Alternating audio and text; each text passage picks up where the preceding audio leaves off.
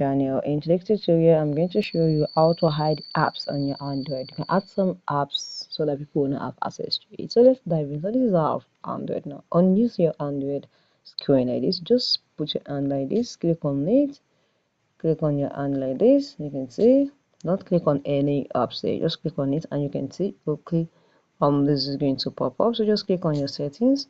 On there you go down here and you will see hidden apps. Click on hidden apps and this is it. Just click on start and here you're going to put password. So if I put this password now, you will not be able to see what I'm doing on this phone anymore. So what I'm going to do is put the password. Once you put the password, let me go back. So once you put the password there, then just take some apps you wanted to put on your hidden apps, and automatically once you put it there, just continue with the options that the phone is being given to you, and you have set the password there, and you have automatically either hide those apps. So guys, if you found this video helpful, click the like button and share and comment if you are not, if you did not find any if you are not you're not totally go through with it, you can just chat there or just put some comments there and I'm going to get back to you quickly.